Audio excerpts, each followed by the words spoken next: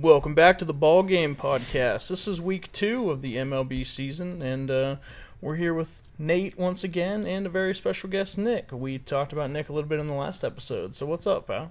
Hey, it's good to be here. Thanks for stopping by, and I'm excited to get some puck talk in. Yeah, not only did we talk about him in the last episode, but we invaded his apartment to, record this one. So it's pretty exciting. Some pretty exciting hockey news. So why don't we start there? Let's start with hockey news. What's going on in the hockey world? Ovechkin's tied the record. He's got goal 894. He's tied with Wayne Gretzky now, and a couple more games left in the season to get the record on his own. Do we want to make bets on when he scores the record-breaking goal? They play tomorrow on the island against the New York Islanders. Ticket prices are ridiculous right now for that game. I think he gets it in that game. Okay. I would love to see it when he plays back at home. The Caps fans deserve to see it at home. He scored twice last night to tie, but I think he gets it in New York. So they play, Carolina after New York, yes. I think? Is yes. that at home or is that That's in at Carolina? home. That's at Capital One Arena. Okay. Right now, the cheapest ticket to get into UBS Arena in the nosebleeds, $662. Oh my gosh. Oh my gosh. Well, it looks like we're not going to that game. Unless you want us to broadcast live, then we'll be there. Yeah. Cool. What else we got? I saw your boy Cale Makar broke a record this week. Yeah, Cale Douglas Makar. He's first defenseman since Mike Green in the 08-09 season, and one of the only defensemen in the Cap era. He's got 30 goals and 60 points. He's still young, right? Yeah. He's an absolute mutant. I mean, the Avalanche now have 2 Mac attacks. You've got Nathan McKinnon and Cale Makar. It's ridiculous to see what they're doing. I mean, the Avalanche themselves, they completely changed their identity throughout the season. They're the first team in I don't know how long to change both of their starting day goalies before Christmas. They now have the Lumberyard. They've got Scott Wedgwood and Mackenzie Blackwood. When they started the season with Alexander Georgiev and Justus Annunen. Right. They're now on different teams. And it's worked out. The Avalanche secured a playoff spot on the same night that Cale Makar got his 30th goal of the season. And they're on a collision course with the Dallas Stars and former Avalanche Mikko Rantanen. It'll be an incredible playoff series. I think I saw this morning, the Stars are 4 points out of first. So yes. Right now, in the Western Conference, the Dallas Stars have 104 points. The Winnipeg Jets, 7-3 in their last 10, are at 108 atop the Central Division. The Dallas Stars are on a 7-game heater right now. Yeah. Not to be. It's gonna be an 8-game heater because they play the Penguins. It's gonna end today. But I mean, then you go down to the first wild card spot. The St. Louis Blues on an 11-game heater. Yeah. The Western Conference is fairly locked up.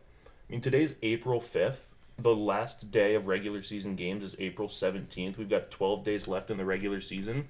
Not a single team in the Eastern Conference is mathematically eliminated. Not a single team. The Penguins have a chance. They do. They have a chance. I believe they have to win every single game from this point, and a lot of the teams ahead of them have to lose almost every game, but they are not mathematically eliminated. Well, speaking of the Penguins, a fun little note, even though we suck, for Sidney Crosby. So he is the first Penguins player to ever have 4 overtime winners in a single season. He's also the first player in NHL history to have 4 overtime winners in a season age 37 or above. So Sid's still killing it, but the Penguins are not. Yep. So what else you got for hockey talk, pal? That's all I have. That's all you got for hockey talk? It is, yeah. Well, let's go back to Ovechkin then. Ovechkin has tied Wayne Gretzky with 894 goals. Gretzky did it in 1,487 games. Yep. Ovechkin ties that goal record at 894 goals in 1,486 games. That's why it's destined for New York. It took Ovechkin one fewer game to tie the record, and this record should have been tied probably a season ago, because Ovechkin's first season was the lockout season, Right. the in 2004. So he didn't get to play what would have been his rookie season. His rookie season was a season after. COVID. And then you have the COVID shortened season, and there was a half lockout season in there as well. So it's essentially 2 seasons worth of games for Ovechkin were lost. Yep. But I mean, he's got those games played, so it all makes up. But he's 39 years old now. He should have had this record when he was 38, maybe 37. And the man broke his leg this year. Literally broke his leg. Yeah. Russian machine never break. Comes back, scores 40 goals, 41 goals now, at 39 years old. It's ridiculous. Yeah. When I broke his leg, I didn't think there was a chance he was getting it. I was like, he's gonna come back next year, but I mean, he's got maybe 2 more years left in him. yeah. So it's just one of those things that he could get to 1,000. He could. I have a feeling because as good as the Caps are this year too, because that's the other thing. He's not doing this in garbage time. You know, like the Caps are a great team. I have a feeling if they, win the cup, he might walk off into the sunset. I mean, the Caps are the only team in the Eastern Conference with more than 100 points. They've got 107. Yeah. So Caps are first in the Eastern Conference. They might win the President's Trophy. Because, let's see, Washington at 107 and Winnipeg at 108. So it's a tight race for the President's Trophy as the regular season champions with, about anywhere from 5 to 7 games left, depending on which team you're looking at. Yeah. The Caps have 76 games played. They've got the most games played so far, aside from Colorado at 77. But here's the other fun thing, too. For those naysayers out there, once Ovechkin scores goal number 895, he's still not going to be the most prolific goal scorer ever. Because it's just regular season goals. Wayne Gretzky still has the record at 1,016 goals, including playoffs. Ovechkin right now has 966. So if he scores 100 goals this postseason. Yes.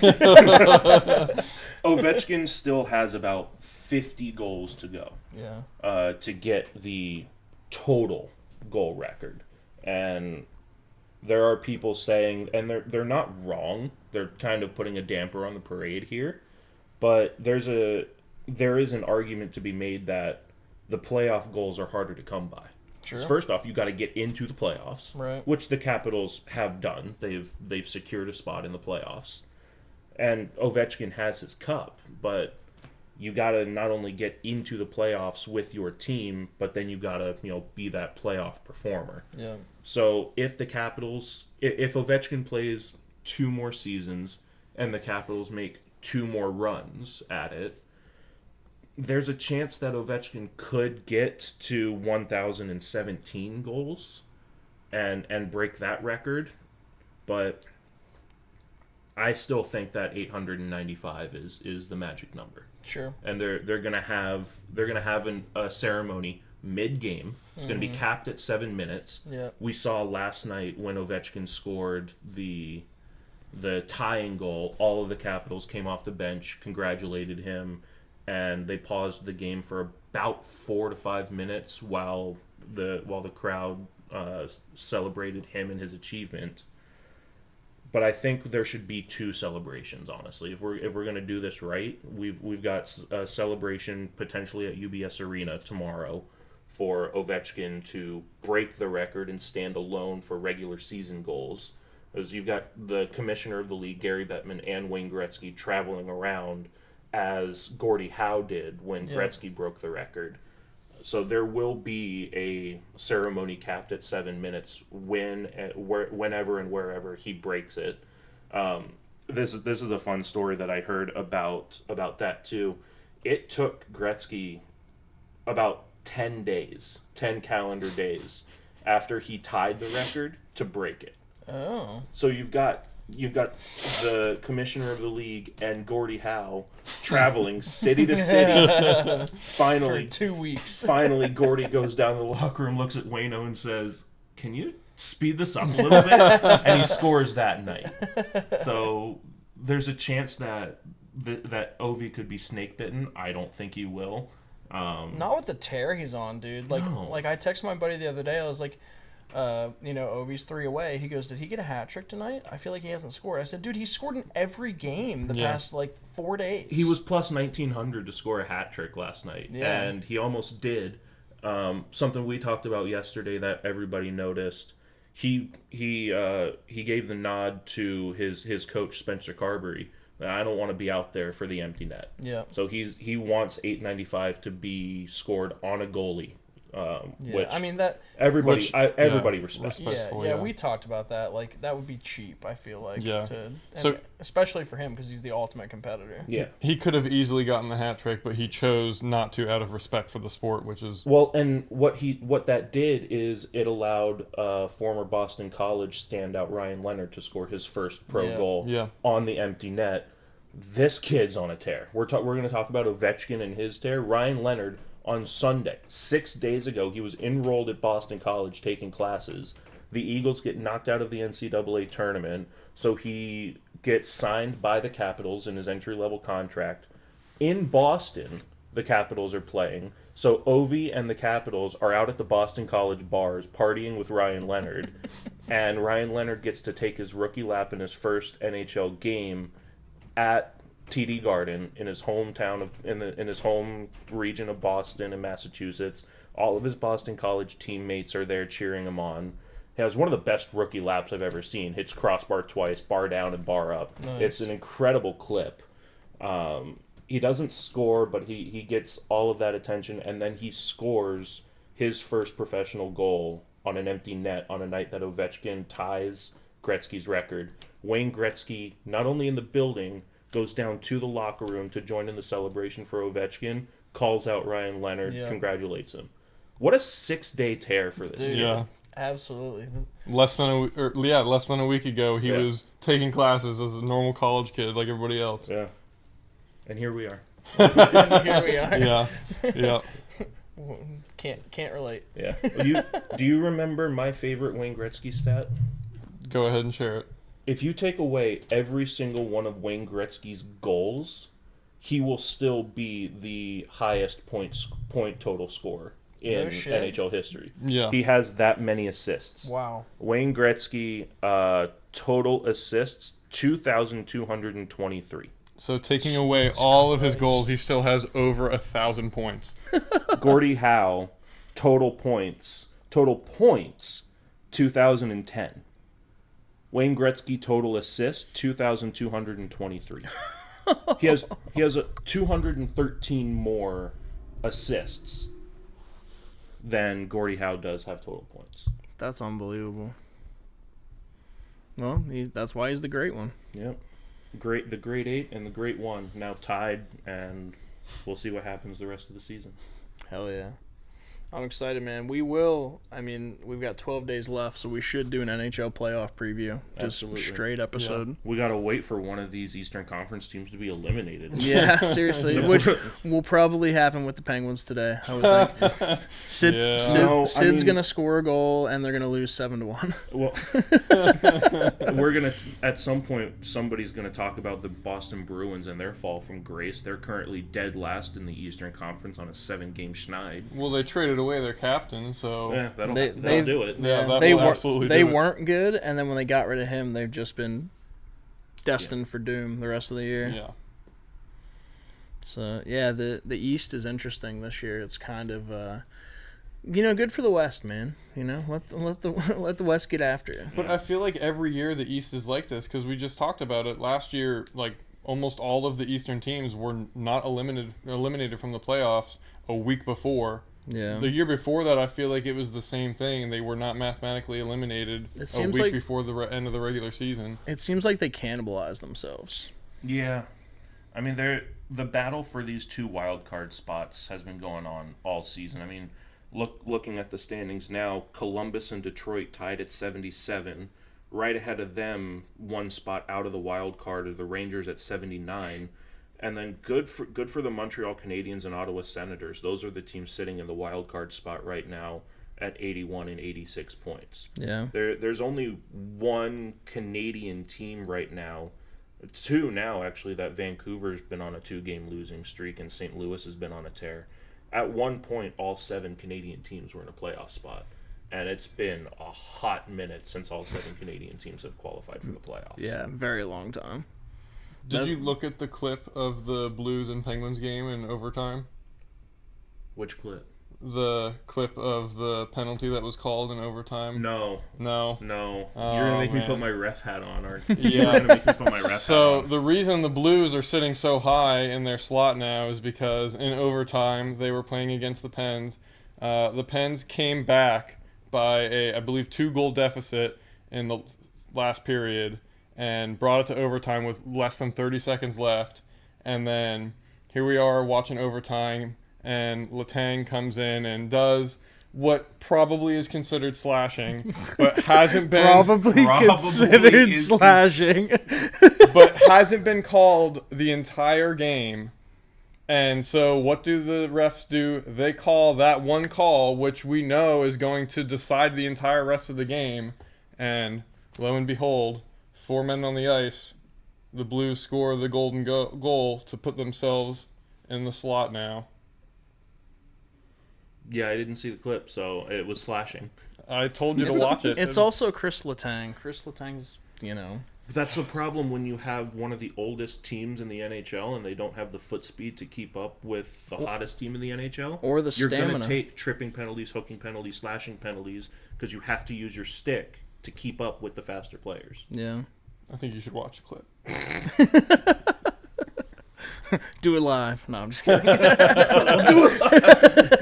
I'll just go put my ref jersey on and I'll just sit here like this. Yeah, there you go. Well, that's what the ref did. He sat there like this and waited, delayed penalty. Yeah, you know why it was a delayed penalty? Because there the was Penguins no didn't effect. have possession. There was no effect on the game or the play, and nothing needed to be called. We've been over this. That's not what a delayed penalty is. Well, Moving on, I was going to say, staying in the realm of hockey, let's talk about NCAA hockey. Okay, coming up, we got a week, right? Yeah, next week. Penn State, first ever Frozen Four appearance. Arseni stood on his head, only allowing 2 goals against UConn after they upset Maine. And I was watching the game live, and my wife had just walked out in overtime. And like 2 seconds later, that fucking spinorama pass and the upper deck shot, dude. I screamed so loud, I scared her and the dog. I was so stoked. Well, you know what needs to happen now, right? She's not allowed in the room for the Correct. for the first game. Correct. She's not allowed in the room for any of them. And I'm pretty sure, because I said in the last pod I have season tickets, pretty sure they lost every game I took her to. So looking like I can't take her to Penn State games. But yeah, so semifinal games are April 10th. We're gonna take on the perennial playoff team Boston University. And then the other game is Western Michigan. Western Michigan versus Denver. Denver, that's right. So it's Penn State and Boston University, and Denver and Western Michigan. 5 p.m. puck drop for Denver versus Western, and 8:30 for Penn State versus Boston. Yep. So, right on, man. Yeah, hockey's looking good. What do we want to talk next? We want to go basketball? Yeah, we can talk about NCAA basketball. So the Final Four is coming up tonight, actually. So we got some very good teams in NCAA basketball. Go ahead and... Well, it's all the 1 seeds, man. Yeah. Yeah. The lovely Florida Gators are in. They're going to play Auburn. And then Duke takes on Houston. Yeah. So we talked about this last week. You slobbed his knob pretty hardcore. I don't know who beats Duke in this tournament. Yeah. I really don't. It sucks because Duke and Houston are definitely the 2 better teams in this tournament, and they're playing each other. Are you shitting on UF right in front of your UF? I'm shitting on UF right in front. UF is the worst team in this tournament right now. That's left. I mean, Auburn did not have a good game against Michigan with all the turnovers. So as long as Auburn gets their stuff back when they play Florida. I think that should be an easy win for them. I mean, they've shown that they have the right stuff throughout the rest of this tournament. Florida has kind of had a pretty nice cakewalk the entire tournament. I mean, they really March haven't Madness, had there's that. never a cakewalk. I mean, you never know who you get because you have these crazy teams that upset crazy opponents. I mean, Arkansas made a deep run and no one saw it coming. I mean, UF barely got by UConn.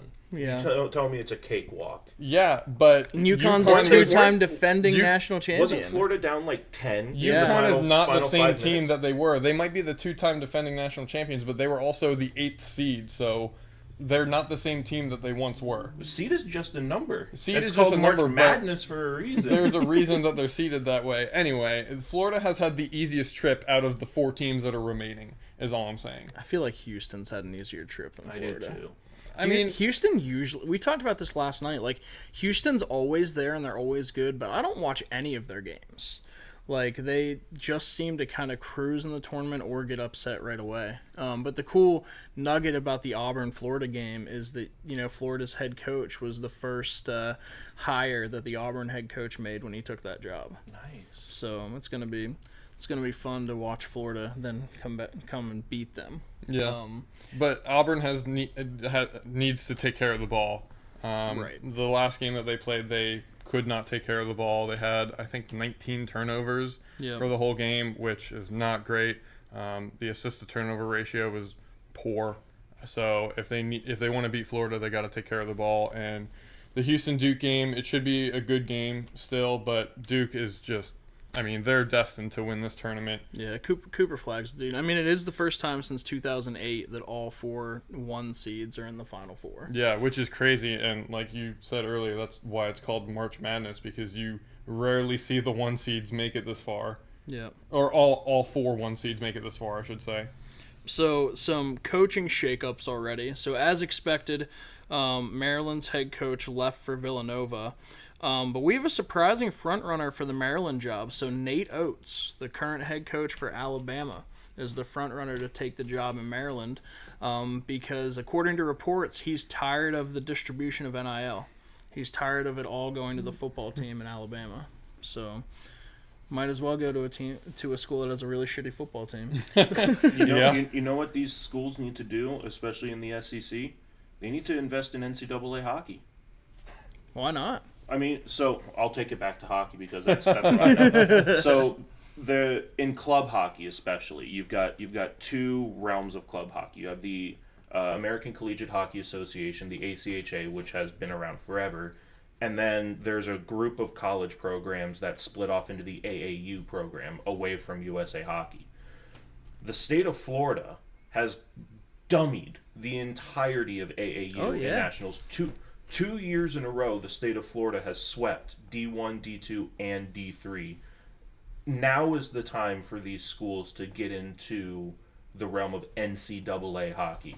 You have... Well, and I think the idea that Penn State did what they did is going to pay the way for that, too. And, I mean, it's 12 years in the making, right. But it's possible. Yeah. And we're entering into a world of college hockey where, especially with the NIL deals, the major Canadian juniors that used to be ineligible for NCAA are now going to be made eligible because NIL exists and college athletes are allowed to be paid. So those Canadian juniors players will get NCAA status if they want to come down to the States and play college hockey. So some of the best players under the age of 22 are about to start filtering into NCAA that have never been filtered there before, and it's going to be a trickle-down effect of those 3rd and 4th liners in NCAA D1 programs are going to go down to NCAA D3, and then so on and so forth, NCAA D3 down to club. Club hockey is about to get really, really good, and there's already a bunch of students and fans that go to these club hockey games. Oh yeah. I mean, you know, Embry-Riddle down in Daytona. They get 700 kids out to this rinky-dink barn in South Daytona. Oh yeah, and they fill the place Completely. The fire marshal has to cap people from coming in. Yeah. So if you get schools like Clemson and University of South Carolina, you get you get the Palmetto Bowl, if you get the Iron Bowl in Auburn and Alabama, all these schools already have hockey teams. They're just at the club level. They need to take this NIL money and this extra football money that you can only have so many massive football locker rooms. Right. Start building hockey programs. And you tell me how many kids don't want to tailgate outside of a hockey rink in Tuscaloosa, Alabama when it's 108 degrees outside. Yeah, and go into a cold hockey rink and get sloshed. Oh, yeah. I want to do that right now. Speaking of things we need to do, boys, we need to go down to Conway, South Carolina this year. Coastal Carolina, the Chants, have announced that every concession is free this year. I did see that. So, and that's not an April Fool's prank? No, it's real. It's real. Unlimited concessions. You can go as many times as you want. You're only allowed 4 items per visit, but as many visits to concessions as you want. So we're going to go down there, eat a lot of food, drink a lot of beer, and we're going to watch the Chanticleers, man. taking notes from Augusta National. Yeah, exactly. Yeah, I feel like you're going to see this because, like, you know, you have a lot of pro teams, right, that are making concessions really cheap, like the Phoenix Suns, things like that. Like, they're trying to get people to have asses in seats, which I think movie theaters and things like that should really, you know, take a page out of that book. Like, you can't even take a family of 4 to McDonald's anymore cheaply, so why would you take them to a sporting event? But we need people in seats. So that's literally the only thing I have for NCAA football is we need to go see the Giants. That's it. I mean, we're kind of in the doldrums of the football world. I know we'll talk about some of the rule changes coming up in the NFL, but especially with college football, we're just kind of in that waiting period until all the important sports like Stanley Cup playoffs are done. Yeah, well, and the thing about, you know, because usually around this time we'd be getting spring football. But because of the transfer portal, spring football's not really a thing anymore. Like, the blue and white game's probably going away. Spring football games are going away because they don't want kids to transfer. I don't remember who it was, but there was a coach that got shot down by the NCAA asking for inter-squad scrimmages. Yes. Because I think it was Belichick. I think so, too, Yeah. at UNC now. Crazy. Yeah. And Frank Reich at Stanford. Yeah. So, it makes sense to have these inter-squad scrimmages to have enough players to actually play a scrimmage. Yeah. But and it would help out those players that want to enter the transfer portal. Yeah. Get one more spring game in before they make a final decision. I 100% understand them saying no, though, because you can't even put 2 NFL teams together without them fighting. Yeah. Let alone college kids who are fighting for an actual spot. You know, like the NFL dudes at least are making money. I guess college kids are now too. But I'll counter that argument with the NFL players. Yeah, some of them are fighting for a job on their current roster. But some of these kids are trying to prove themselves to a completely new organization, a new school, to where they can transfer in front of a new athletic director and try to be like that upstanding citizen and not be a meathead on the turf that can prove themselves on and off the field. I mean, the NFL's doing the same thing. I think there would be fewer like all-out brawls that you would see in a normal inter-squad scrimmage in the NFL. But I see it. I see both sides. There might be fewer brawls, but there's still going to be so many injuries, which is why they're not doing it. But then don't play regular season games if you're worried about injuries. Well, don't practice if you're worried about injuries. There's going to be injuries all the time. Those non-contact injuries are some of the worst that can happen when you're doing a regular workout. That's just the nature of the beast. And you're right, and I agree with you. But that's their aspect of it, where they're in a scrimmage that doesn't really matter versus practice and games that do matter in their opinion. That why would they risk the injury? Well, even though we're in a dead spot for college football, the UFL started this week, boys. Baby! Yeah. And we've actually gotten some pretty entertaining football. So there's a guy, I think his name is Matt Coughlin. He was the most accurate kicker in the UFL last year. This week he nailed 2 over 50-yard field goals. So, you know, and they're pure. They look really good. So with how crap the kicking has been in the NFL, why does this guy not have a job? Even Justin Tucker sucks now. Yeah. Which makes sense because him and Deshaun Watson are hanging out at the same massage parlors. But, like, Like, I just think kicking is either super consistent or super inconsistent. yeah, So there's a chance that he could be picked up and then be absolutely terrible, and Sure. then it's just, I don't know what the chances of him getting a multi-year contract would be, but not great. not great. But So you bring him in to compete in camp and see what he does. Yeah. You know? Well, and I don't know how the UFL, now that it's, combined into this new league, I don't know what the compete clauses are in his contract now that if he's a UFL athlete. Well, they're basically the developmental league now. Like, The Rock has made them a developmental league with the NFL so that they can easily transition in. So then maybe we see him signed sometime after the UFL league games are over. Maybe we see him go to somebody like the Ravens. I mean, doubtful, because I'm sure Justin Tucker just has He'll one be off back. year, but maybe we see him get signed to like the Rams or a team that needs to have a good kicker. Yeah, we'll see. Everybody that listens to this knows I'm a Florida State guy. Florida State legendary tight end Ryan Izzo is in the the UFL now. And you guys should remember this name, Bryce Perkins. He was back in 2022. He subbed in for Matthew Stafford on the Rams. He's now playing for the Michigan Panthers, and I don't know if you saw the clip, but fourth down, I think it's 4th and 2 from to score. Dude runs outside, gets leveled, and just dog walks the dude into the end zone. Oh man, Beautiful. But yeah, the UFL is actually entertaining football. I'm surprised. And what I love about the UFL is that because it's kind of a developmental league for the NFL, like, we're taking some of the rules from them. And one thing I love rule-wise, the ability to challenge literally anything. You get 3 challenges a game, I believe, and you can challenge anything. And one thing they are going to do, and we're going to talk about in the NFL, but like this year, replay, if they believe a penalty obviously didn't happen, replay can pull the flag. I think we just need to start taking a page out of Major League Soccer or the Premier League and just take it out of the hands of all the on-field officials and just have VAR. Yep. We're getting to a point where, like you said, we either need to challenge everything or nothing. Yep. And we're getting to a point where we're challenging everything. It just needs to be a point where the on-ice, on-field, on-court officials get to focus on what's going on in front of them. Correct. And then VAR can say, hey, y'all missed something. Because I don't think a coach should be penalized for trying to get the rules correct. Sure. Because you're a new basketball ref. I've been a hockey ref for like 14 years.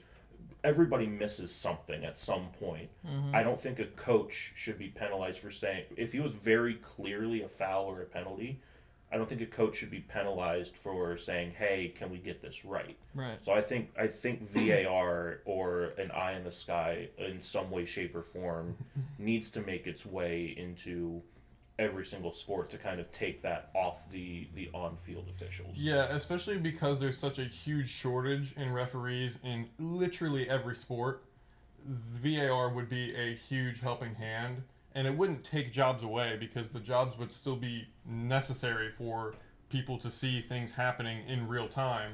But it would be helpful because, I mean, ideally there would be 3 refs in every basketball game, but there's just not enough refs and not enough money to do so in lower level basketball games. So you need assistance like that. I mean, ideally there could be 4 refs in a lot of these March Madness college games because there's just so much that happens in between the 10 players that are on the court.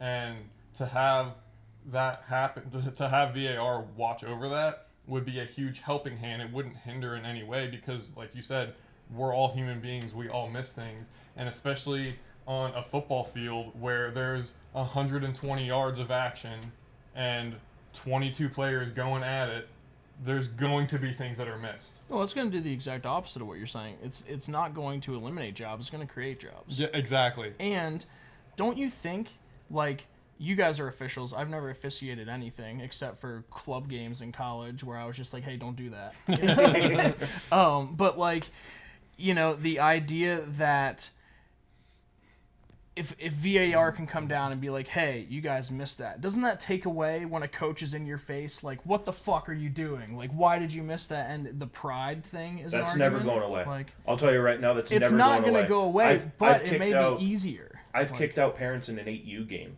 Well, yeah. About a month ago, maybe a month and a half ago, over in Seattle, there's a parent who got charged for assault on a 12-year-old and a 13-year-old official during a 10U hockey game. Walked out onto the ice and shoved 2 kids onto the ice because of something that happened in a 10-year-old's hockey game. Children are officials now because we can't find enough adult officials. Children are officiating hockey games, and they're still getting assaulted. That's how it should be. You're right. Refereeing was my first job at 13 years old. In USA hockey, you just have to be 2 age levels above the group that you're officiating. So at 13, I was a U14 player reffing 10U. I was making $50 a game as the richest 14-year-old you've ever seen. It was amazing, and it's how I got where I am today. Right. But the point I was getting to is that children are getting assaulted by parents that think that they're too prideful because they think that their 8-year-old son is going to play in the show. Well, it's because the parents are blinded by the jersey. Yeah. They don't see a child. They see a referee ruining their kids' hopes and dreams. Yeah. We talk about these owners and these GMs and how the NFL and Major League Sports are a business. All these parents just see their kids as an investment nowadays. They're like, oh, I didn't get to play a high level of sport, so I'm going to throw my 4-year-old in to learn to play, and by the time you're 8, you're halfway into your life, you're 4 years into my investment, you don't have anything to show. What are you doing? Yeah. Pick it up. Yeah. So, I will say it needs to be limited to, and sports betting has a part in this. Sure. Because even people that aren't in the arena or have a vested interest in the team, they just have a vested interest in their money and the bets they're placing. So if we're going to do it, we need to go all in. I think there needs to be some way for tennis. I don't know why tennis has the best technology out of anybody. Every single tennis review for a ball that's in or out is spot on. Like, why can't we have that camera or those sensors in the puck and on the goal line or on the blue line, in the football, looking down at the goal line or on the sidelines? Yeah. Well, let's go there, right? We're talking about rules. Let's go there. So that's happening this year. So finally this year we're getting the Sony Hawkeye technology. Okay. Yeah. So we're finally getting that in the ball. That should be happening. But other rule changes in the NFL, they had, the owners' meetings this week. So regular season overtime is finally here. Like, in terms of, even if this team scores a touchdown, you both get the ball, which it should be. I have never the only thing I kind of agree with the regular season being different than the postseason, you can talk on this, is overtime hockey. Like, 3-on-3 compared to 5-on-5. Dude, I hate the shootout so much. I hate it. And it's not just because the Avalanche are bad at the shootout, but to have 65 minutes of hockey come down to a skills competition it's like having a 10-minute overtime period in football come down to 40-yard field goals. Right. No one wants to see that. It had its place. But now we've we've moved away from it. It's time for the game to evolve to what the East Coast Hockey League has done for the past couple of seasons. They've upped the time from 5 minutes to 7 minutes. So now they'll play 3-on-3 for 7 minutes, and they have a lot of goals in that 5 to 7 minute range. More games are ending in overtime rather than in a shootout. But now we also need to evolve the overtime rules because now it's being overcoached. When 3-on-3 was implemented and it opened up this entire sheet of ice, it was fire sale hockey back and forth. Mm-hmm. Now it's being coached so much to where if you don't have a perfect play, and then this goes back to football. There are times in overtime where a team doesn't even get to touch the puck because one team will win the faceoff, they'll hold the puck for 3 minutes just in the neutral zone and wait for a quick rush up the ice and they'll score. Yep. So 3 minutes into overtime, a team could have never touched the puck. So you'll see teams send it down to their goalie.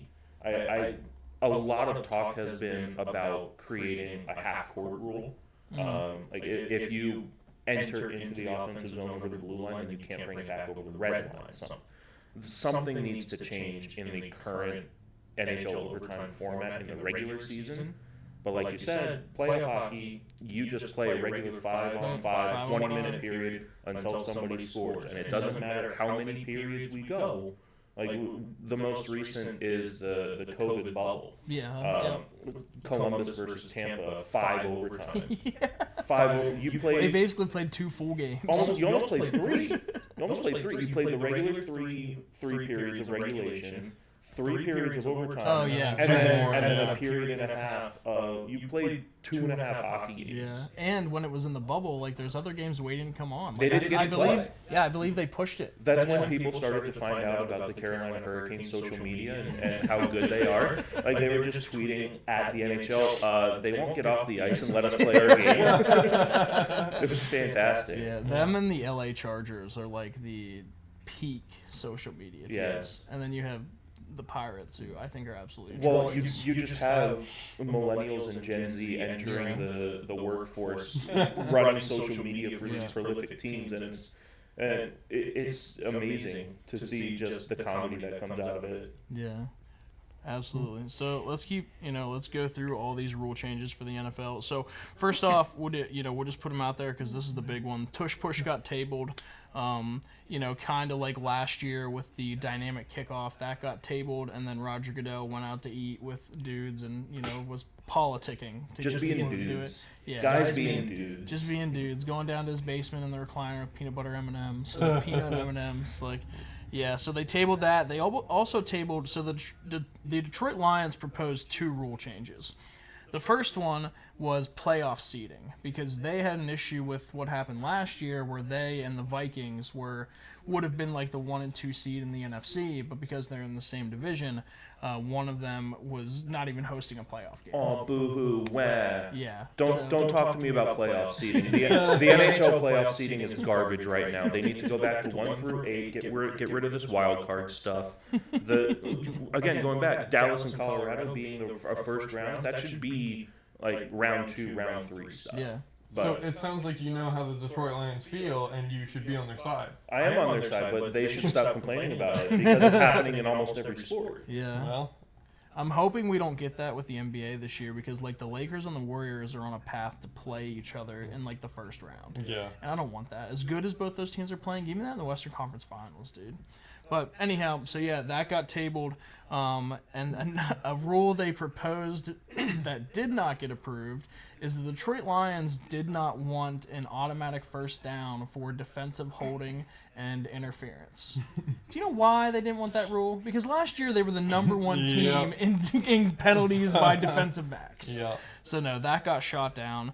Some things that did get approved, K-balls are back. Yeah. So like Pat McAfee said, so what it was before with balls is you were given 30 minutes prior to a game to fuck up a ball as bad as you wanted to, fuck up a brand new ball.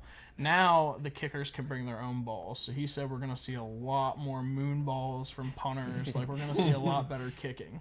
Yeah. And then going to kicking, the kickoff now comes to 35 yards if it goes past the end zone. So I think we're going to see a lot more kickoff returns in that zone. That was a rule change last year, that golden zone. So hopefully we see a lot more, returns in kickoff instead of, people just kicking it through the end zone, and now it's going to come up to 35 yards. So are we going to see fewer moon balls and more just like wounded ducks flying through the air so that it lands on the 3-yard line rather than into the third row of the stands? Well, on punts for sure. I don't know about kickoffs. Like the thing about kickoffs is, they're probably going to be trying to moon the ball up inside the 20 because, when it was at the 30, it was just an additional 5 yards from a touchback. So they're like, whatever, we don't care. Now it's a full first down. You get 2 more first downs, you're in field goal range. So they're going to be trying to keep the ball on the field for sure. which should lead to some cool kickoff returns. I mean, the kickoff returns for touchdowns last year, like Kevontae Turpin, dude got paid because he was, he returned a couple, I believe. It's the most exciting play in football, and I don't want it to just go away. Like, I think it was either the XFL or UFL. They didn't even have kickoffs. They just gave you the ball at the 25-yard line. Yeah. Like, fuck that. Riveting.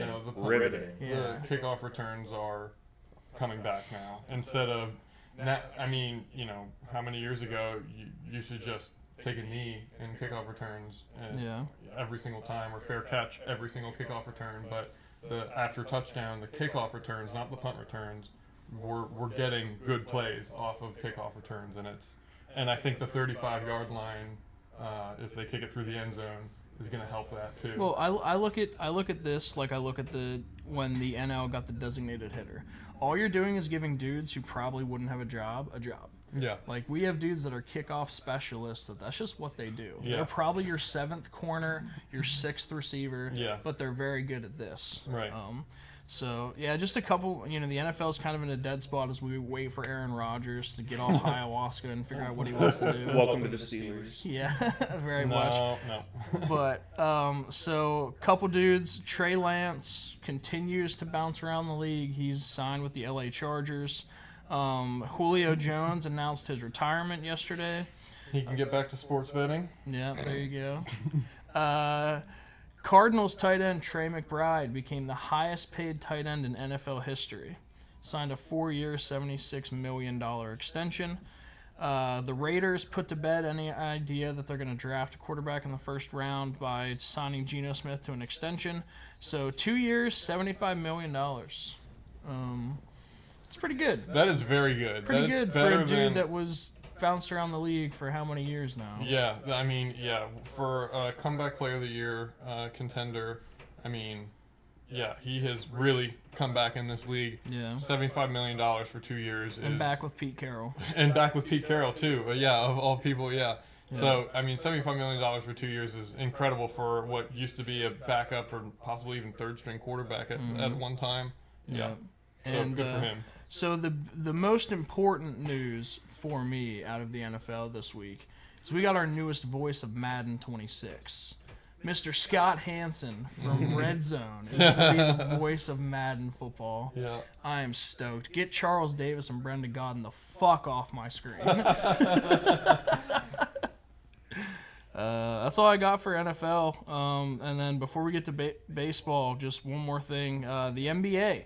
Former Penn State great Jalen Pickett got his first ever start this week for the Denver Nuggets. And boy, balled. He had a triple-double. Oh, damn. So, Jalen Pickett's a dude. So, that's it. All right, let's get to the MLB. What do you got? So, yesterday, the Braves shut out the Marlins. Let's go. Shout out to the Braves for a 10-0 game against the Marlins. Pirates couldn't do it, so good for the Braves to get it done. About Their first win of the season, Yes, it is. 1-7, baby. Yes, it is. Yes, sir. Hey, gonna go on a tear. 155 and 7, baby. The dream is still alive. The Mets shut out the Blue Jays yesterday. Yeah. Juan Soto's first game in Flushing. Yeah. Pirates are still awful, so there's that. That's the optimism I love out of you. Yeah, so Alex and I are going to the Pirates game, hence the Pirate gear. So we're going to see probably a rained out game today. But it looks all right now. Actually, I think all the rain probably passed us by now. Yeah. It seemed to have rained almost all last night.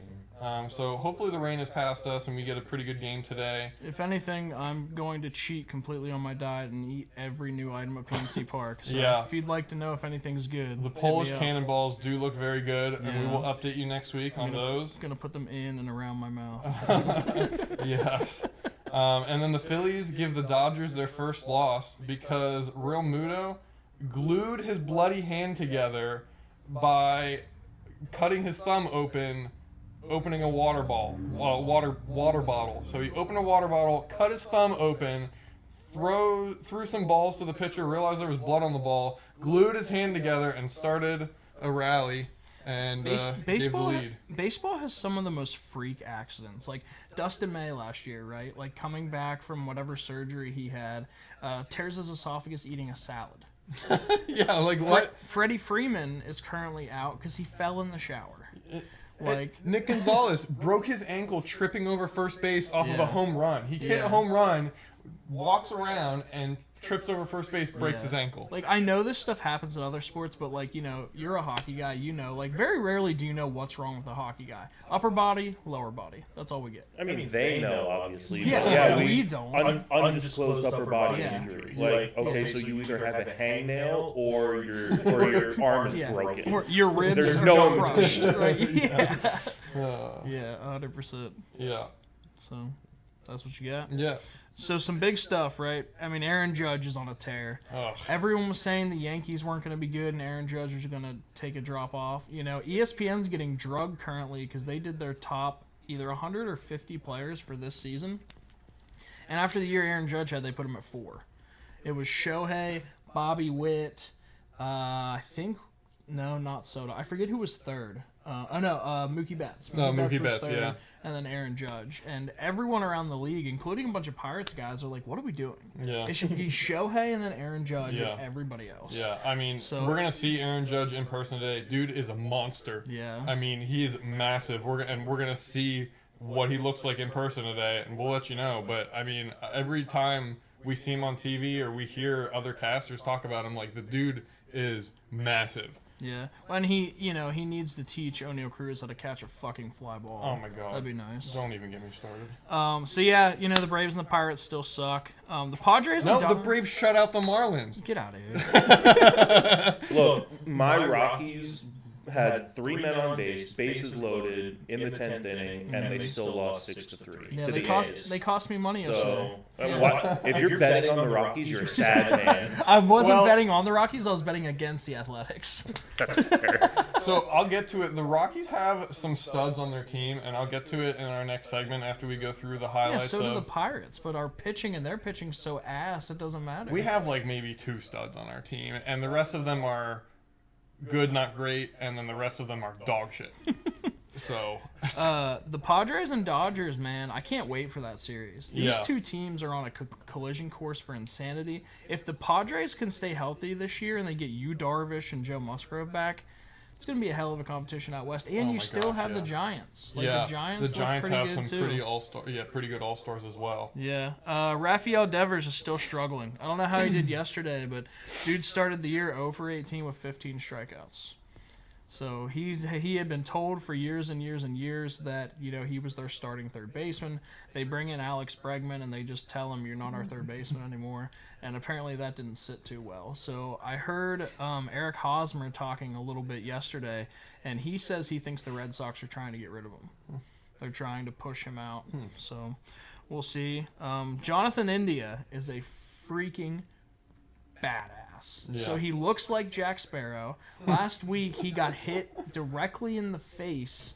Well, I mean to hit the helmet, but like but it still stings. Emmanuel Clase, 98-mile-an-hour cutter off the dome, and he came back and played the very next game. Yeah. So like you get these ball players that, you know, have these terrible injuries that like doing normal everyday things, and then you get these ball players that are just like they get the shit beat out of them, and they come back either like the Joey next Bart. inning or the next day. Joey Bart last night took like 17 foul balls off his dick tip. Yeah. And he's still like... I'll tell you what the difference is. Those are the multi-sport athletes. Those players coming back played football during the fall. They maybe even had a stint in hockey during the winter. Yeah. It's these athletes that just play baseball that are just like, tearing their esophagus. Yeah.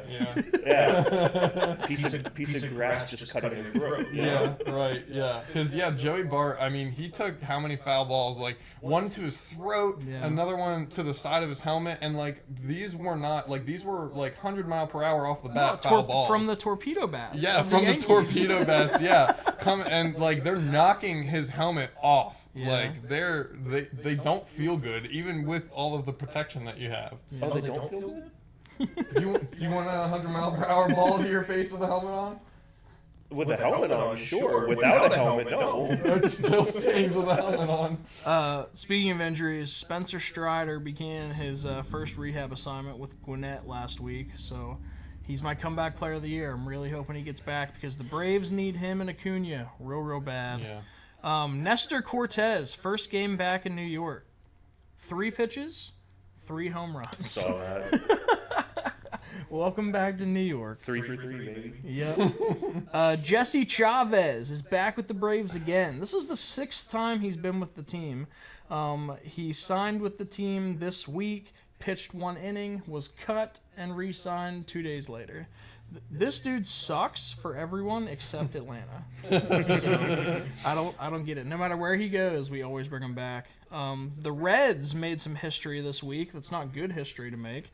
They are the second MLB team since 1920 to lose 3 consecutive games 1-0. And I bet the under on all 3 of those games. So, Esteury Ruiz, who I've always enjoyed in MLB The Show, speedy center fielder for the Athletics, got traded to the Dodgers. So the rich get richer. Then 2 dudes got paid this week. Ketel Marte got extended by the Diamondbacks 6 years, $116 million. And last year's NL Rookie of the Year runner-up, Jackson Merrill, and the Padres are in agreement on a 9-year, $135 million extension.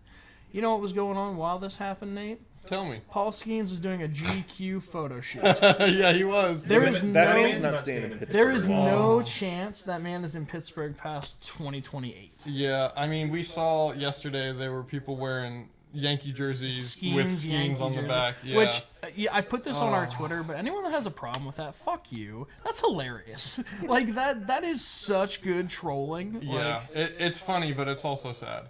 Well, but it's true. I mean, It's true. I It's true. I went to a Yankee game last year, right?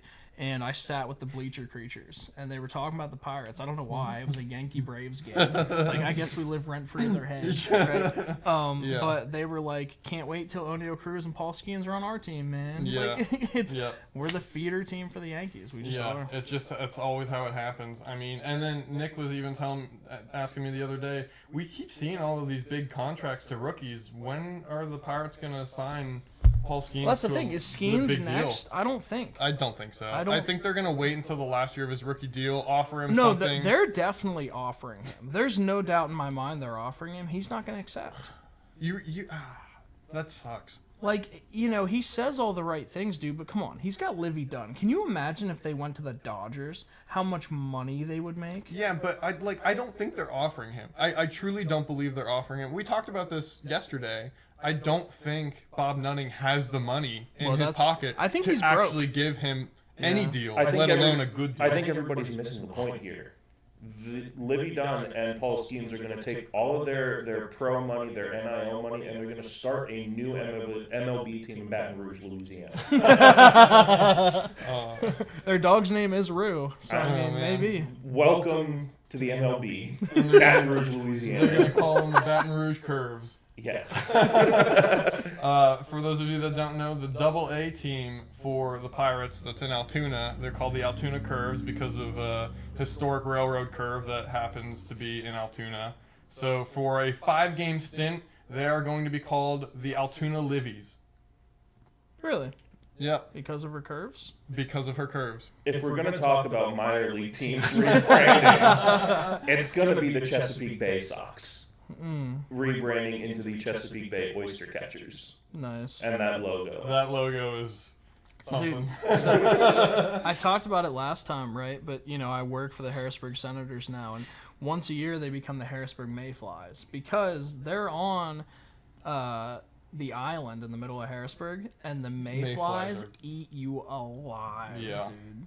Absolutely eat you alive. But I want the, is it Amarillo sod ponies or sod poodles? Is that Amarillo? Oh, I don't know. I haven't heard of that one. It's my favorite mascot, dude. There's also another, I don't know where it's at, but it's the Milkers is their mascot. Okay. No, it's the Trash Pandas. Oh, there's the the Trash Trash Pandas Pandas are are elite. And the jumbo shrimp, If you- obviously. Jacksonville, yeah. Yeah. If you want a good laugh, look up some minor league team names because they are hilarious. But also go watch the Washington Wild Things. Yeah.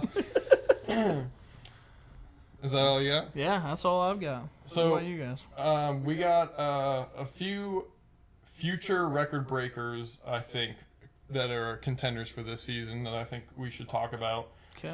So I have 8, maybe 9 future record breakers that I think could absolutely happen this season. So the first one is a perfect game pitched.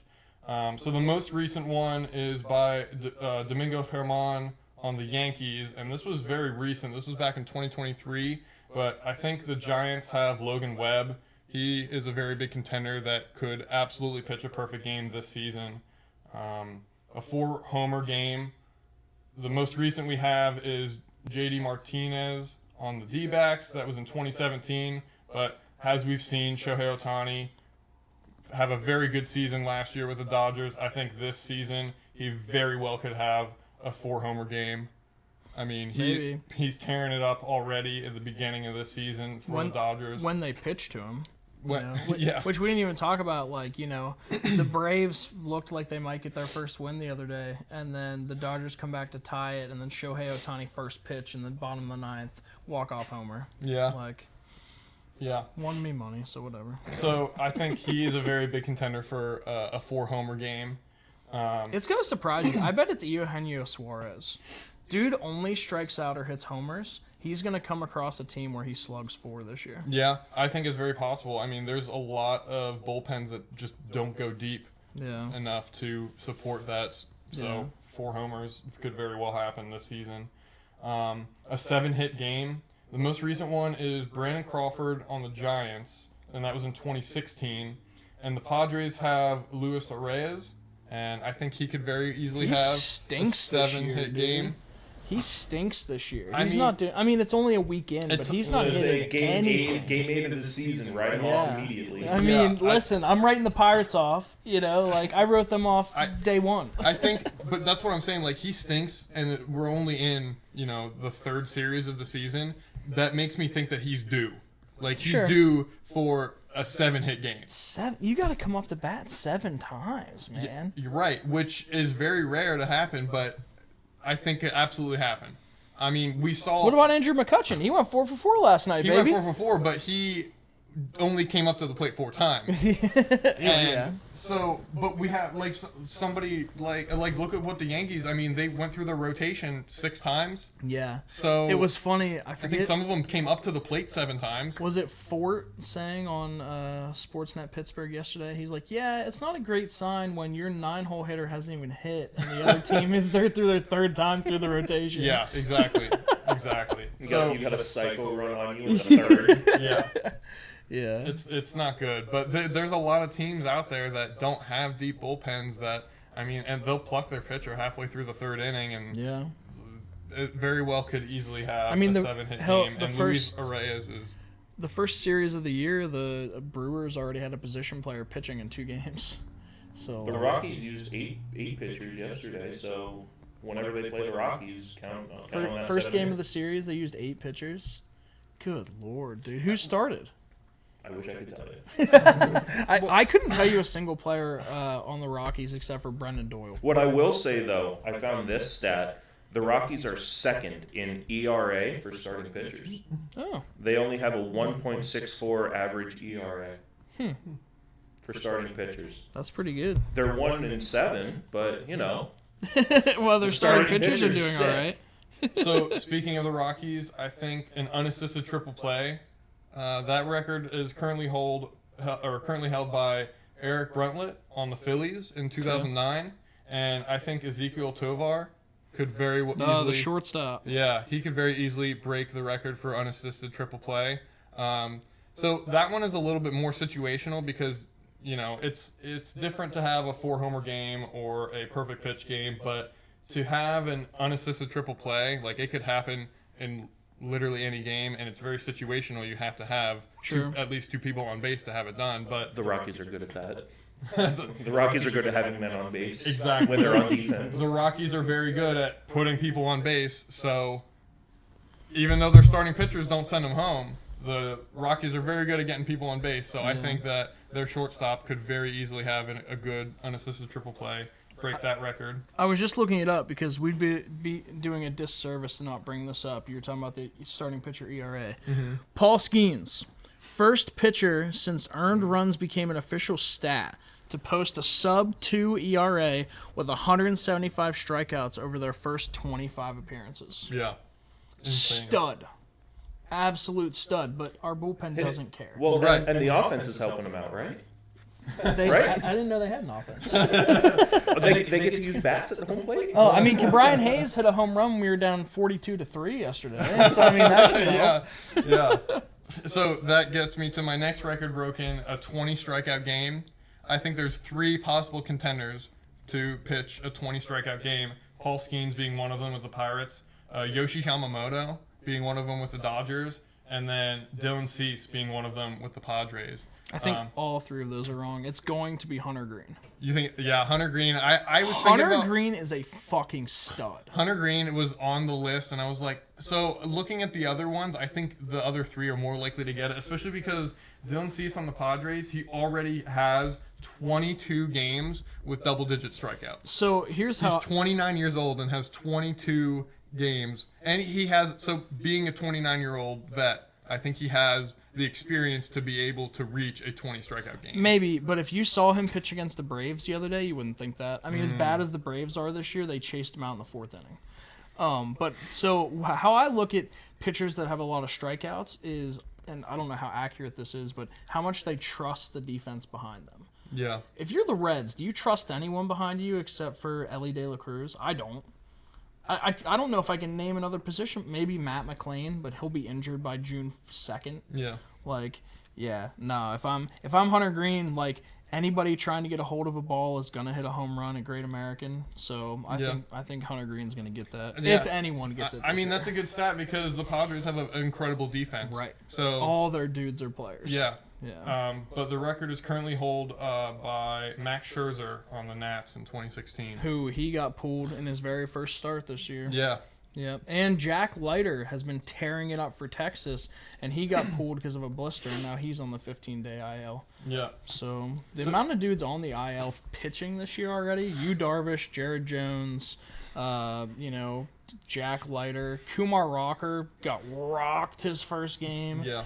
Like he was my AL Rookie of the Year pick, and not looking great after one start, boys. Not looking great. So speaking of Ellie De La Cruz, the record for 6 stolen bases, which is currently held by Carl Crawford on the Rays in 2009, I think Ellie De La Cruz could very easily break that this season. 6 steals in one game. He steals second and third without hardly running. Yeah, I mean he's incredible. And then, if O'Neal Cruz could get on base, he would break it. And that's who I have for number 2 is O'Neal Cruz because when he's on base, I mean he has 7 steals this season so far. The Pirates have the most steals. Finally, they're good in something. The Pirates have the most steals out of any. How many of those are in garbage in the MLB? time? How many of those are like the catcher's like, fuck it, I don't want to pull my shoulder. Like, Well, there's been a lot of close calls this season so far, and the Pirates have the most steals of any team in the MLB it's like right Greg now. Brown yesterday said that O'Neal Cruz runs like his hair's on fire. And He does. Yeah. The problem is they can't get on base. So because he swings at everything. He That was swings going at- to be my point. O'Neal Cruz only swings for the Allegheny, or he strikes out. Yeah. He doesn't get on base. He either hits all of them, Yep. or he hits none of them. Well, and that's yesterday because we were talking because he was like a 2-1 count, and then it came back to 3-2, and I said, dude, he's gonna swing out of his shoes. Yeah. And the only reason he didn't is because he almost got drilled with the 4th pitch. Yeah. Or the 4th ball. Yeah. So, if he wouldn't have almost gotten hit and had to leave the batter's box, then he would have absolutely struck out swinging. He's a bonehead player. Like, he's great, but I texted you guys when I saw him with the curve. Like, at the Washington National Stadium, he gets a routine ground ball to short, and he threw it 6 rows deep. Yeah. Like, he's just a freak athlete, but he can't play center field. No, he's not a good outfielder. That dude we put in left field to replace Tommy Pham yesterday. Why didn't we put Jack Sawinski out there? I have no idea. Couldn't track a fly ball. No. Like this team is a joke, and they're going to continue to be a joke. They're owned by a joke, they're managed by a joke, and their team manager is a joke. I do kind of hate the booing Derek Shelton thing, like when they're announced. Like, it's supposed to be pageantry, man. It is, but like Boo Bob Nutting. He's been the most consistently bad coach. Yeah. Year after year after. We fired Clint Hurdle for this bum. Yeah, he's the I think he's the longest coach, like he's the Longest tenured. the longest tenured coach. Thank you. The longest tenured coach of any coach that's in the MLB right now. I don't think so. No, I mean, there might be one that's like a few years older, but Derek Shelton has been with the Pirates than any current coach has been with their current team right now. Really? Absolutely. You can double check me on that, but I'm almost positive that Derek Shelton has I feel been. like he's only been there like 5 years. No, he's been there much longer.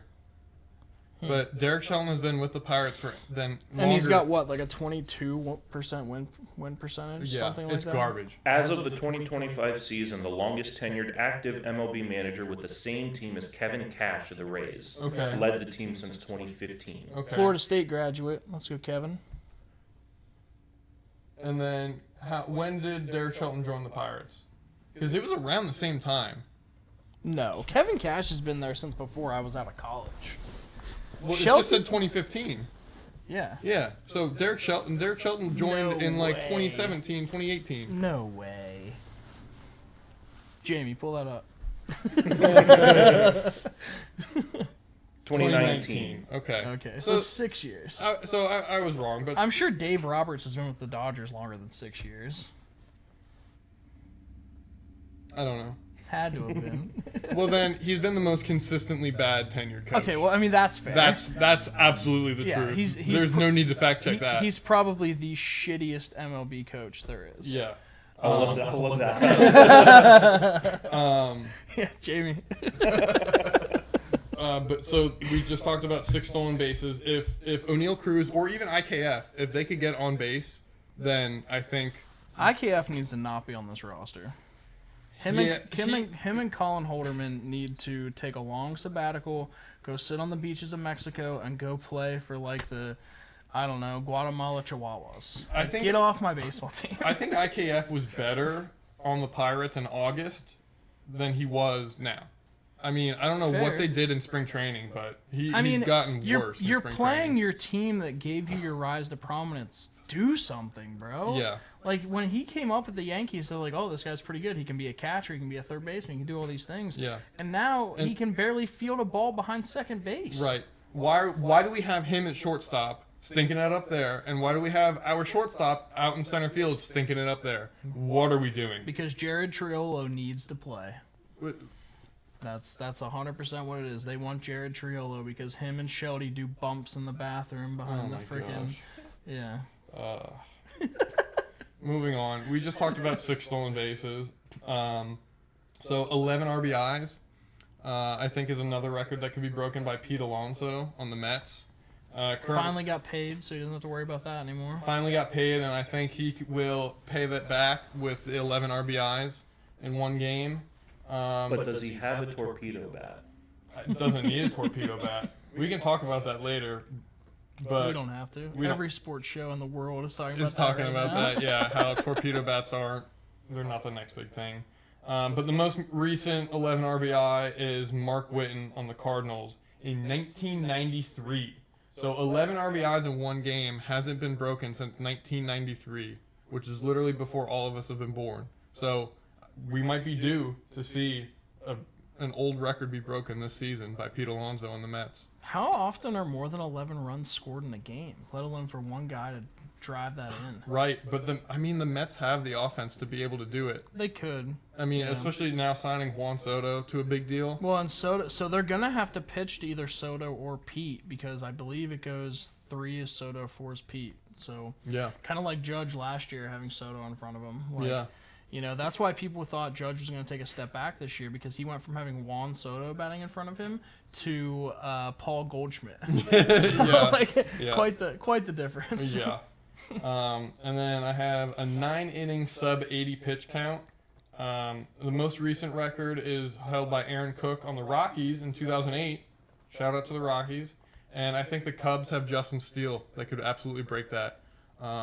Because knowing how to get sub-80 pitches in 9 innings, you can't pitch strikeouts. You have to pitch pop flies. You got to pitch ground outs. And I think the Cubs are very capable of having the defense to be able to do that. Yeah, I would go. I know he gets a lot of strikeouts, but I think he's got the D behind him. Give me Mackenzie Gore. Mackenzie Gore's. I like that one. Mackenzie Gore's a stud. Yeah. Dude. And I listened to an interview with him the other day, and he's a good old country boy. Like, he knows. And what's those guys fuck. He knows. What's up. And he came over to the Nationals in the Soto trade. So him, C.J. Abrams, and James Wood, I think. They got a lot to prove. So yeah, I mean, the Nats could be okay. They're in a tough division, but hey, if you're in that division this year, go for it because the Braves are cheeks. Yeah. So I know you got to catch the Phillies who just beat the Dodgers. Yeah. Mackenzie Gore was talking about how the Phillies are the best team in baseball, which that hurts to say.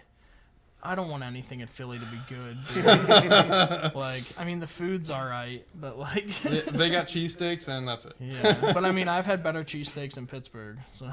Ooh, that's a hot take. And then my last one to cap it all off: 2 grand slams in one game. Easy, Aaron Judge. Aaron Judge is absolutely capable about that. He might. How are your takes about 11 RBIs and 2 grand slams not the same person? So do the math. 2 grand slams is 8 RBIs. Yeah, you only need 3 more for the 11 RBIs. Because Aaron Judge strikes out the other He's going to go 2 for 4 with 2 grand slams. Yeah, absolutely. We've seen it. We saw it yesterday. Aaron Judge hits a home run and then strikes out. No, you know what? I've got a new take for you. If Aaron Judge swallows his pride and gets a torpedo bat, he's going to go 111 RBIs in a game. LOL, good one. His take was pretty great when they asked him about using a torpedo bat. Did you hear this? No. They go, "Are you using a torpedo bat?" And he's like, "No." They're like, "Why?" He goes, "Have you seen my stats? I don't need it." But you know who is using it? You know who I am? Yeah, right? Is Anthony Volpe and Jazz Chisholm, who have looked like studs so far. But I told you this, and I don't think we talked about it yet. We're going to look back on the torpedo bats this year that all that happened was Milwaukee pitched very, very bad, and we just happened to notice their torpedo bats. Because last year, Giancarlo Stanton used one all year. You know what happened to him? He can't move his fucking arms anymore. Yeah. He can't play baseball. He's cooked. Yeah. It was more about the Brewers pitching than it was the Nestor torpedo Cortez, bats. 3 pitches, 3 bombs. Of course they're going to try. And it's the Yankees, so they're going to try to have some kind of controversy. The only thing that could have happened that was worse was Jose Altuve was using one. Yeah. And hit 17 home runs in a game. Yeah. That would be worse. Yeah. But Aaron Judge, a very good competitor for 2 grand slams in one game, which is currently held by Josh Willingham on the Nats in 2009. I would like to counter all of what you said and say not a single one of those is getting broken this year. Oh, wow. We've had a lot of history so far, but I don't think any of those are going to get broken. Okay, give me one that you think is going to be broken. I don't think you don't think any baseball records are going to be broken? None of those. Okay, well, give me one that I didn't mention. Oh shit, I don't know. Well, I think you're miscategorizing it as a record, but I think something like the standalone triple play, because the unassisted triple play can happen at any given time in the right circumstance. Right. It's not like an 11 RBI or 2 grand slams in one game where the unassisted triple play is something that I think could happen just because it's weird enough. Yeah. Mm-hmm. The thing is, though, you have to have the skill to be able to do that, and there's not a lot of players in the game right now that have the skill to be able to do an unassisted triple play. I think it takes all luck. I think it takes less about skill than you're making it out to be. You need a player on first and second. You need a big lead off from second, a line drive hit right to your shortstop or your second baseman, standing right on second base. Mm-hmm. They catch it, then they touch second base in a matter of milliseconds. There's 2 outs, and then you throw it over to first. Right. No, I'm hearing what you're saying, and it is partially about luck. But so the luck has to be there. But you could have all of the cards in the right hand, but you might not have the skill to be able to play them at the right. I don't think yours would count. If your shortstop covering second base can't catch a line drive, touch a bag on the ground, and make a routine throw to first base, they shouldn't be playing. But that wouldn't doesn't count. It's not That's not unassisted. So I don't even know how an unassisted triple play would happen. You would have to catch it behind short and run and tag the two dudes out. Yeah, well, you can tag a base and then tag a dude. Yeah, but still, like, I don't know how that happens unless you're the Pittsburgh Pirates, G1 Bay, running on the bases. Then, shit, the pitcher could just walk out there and Yeah, I don't know how that play happens without the perfect. You need a tag. Is what you need. You need a dude stealing home. You need a strikeout, tag out, something. But I mean, it's happened a few times, and the most recent was 2009. So I don't know what happened though. Like, I don't know how it happened. You know what I mean? Yeah, but like the fact that it's happened more recently, like an unassisted triple play has happened more recently than 11 RBIs, is pretty insane. Yeah. Well, think about it. Unassisted triple play, you just need one moment of greatness from one human. Right. 11 RBIs, you need the entire roster to be moving. Right. Yeah. So it's like we said, it's partially about luck, but you not only have to have the perfect hand dealt to you, you also have to play it the proper way. And I think that there's the potential, all of those, while I don't think all of them are going to be broken, I think there's the potential for some of them to be broken this season. I mean, there's always potential for everything every season. Okay, well then, why are we even doing the sports podcast then? We're only 8 days into the season. Okay, so this is exactly how I thought it would happen. So I'm looking at the last one, right? Nobody out, guy on first and second, double steal, right? Dude lines out. It's supposed to be hit and run. Dude lines out to second, steps on the base, tags the dude out running there. Mm-hmm. That is not skill. I could make this play. Look at this play. Oh shit! Like. Yeah. That's all luck. I mean, I'm sure it would take skill too, and it's heady, right? Like you can't be. It's less about skill and less about and more about the IQ. Right. Like you have to have the skill to catch the line drive and then have the wherewithal to step on the bag, and then it's look what fell into my pocket. I get to tag you out. Now. And should you be in the MLB if you don't have that IQ, unless you're O'Neal Cruz, obviously. Now, I will say, especially now that we've seen with the pitch clock, we've seen a lot more stolen bases. Yeah. Especially more so than in 2009. I mean, I don't know what the stat is offhand, but I guarantee you last year there was significantly more stolen bases than there were in 2009. Sure. So because of that alone, I think the unassisted triple play could very well happen this year. That plays like you trying to play the book last night at the blackjack table. I mean, no outs, 2 on. It's an automatic double steal, and then you just get dealt the wrong hand. Yeah. And you have an unassisted triple play against you. You hit on a 15. and you get a face card. All right, boys. What else we got? Anything? No. All right, let's get out of here. Ovi's going to break that record in the next day or two. So next ready. time we're on 12:30 p.m. puck drop on TNT tomorrow on Sunday. So it'll be nationally televised. I love that the Capitals broadcast team is going to broadcast no matter what. Yeah. So the voices that have been there since day one are going to be there for goal 895. So and the OviCam. The OviCast, yeah. I think they'll do ESPN and True TV. They'll have a side by side of the live broadcast feed and then just a close up of Ovechkin.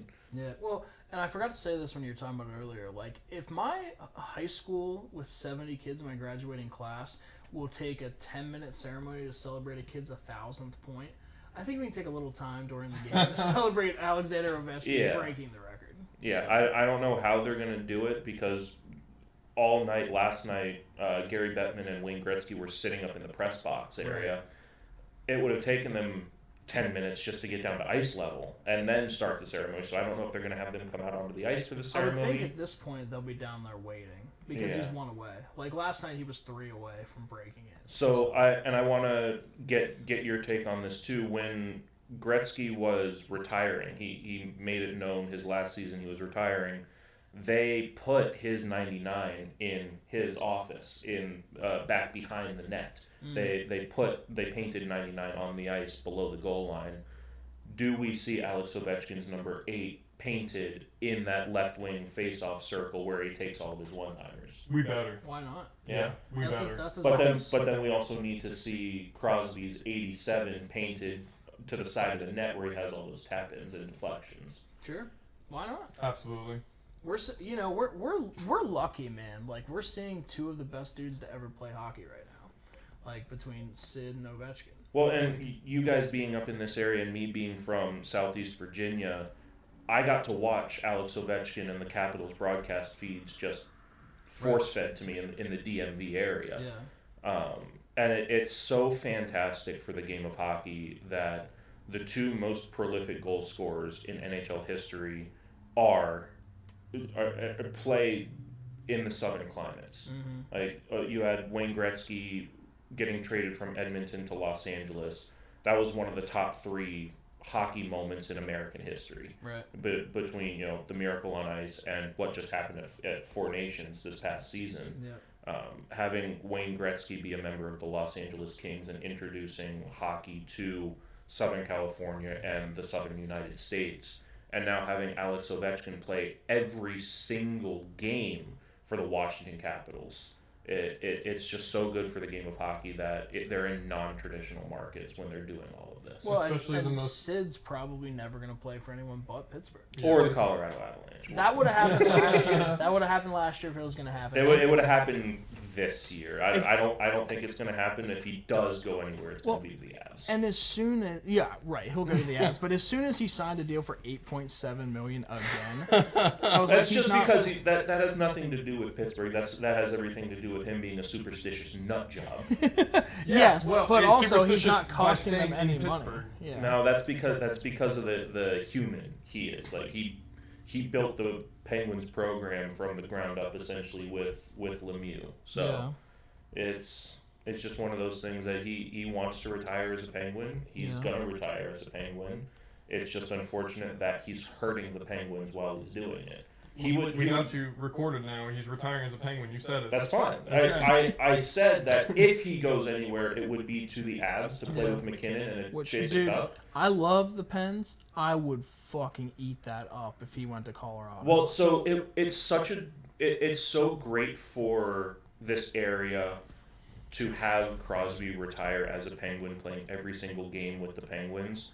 But it's such a disservice to not get traded and get a haul of draft picks and prospects to start the rebuilding phase for the Penguins. You're just going to lose Crosby to retirement. You don't recoup any assets. Right.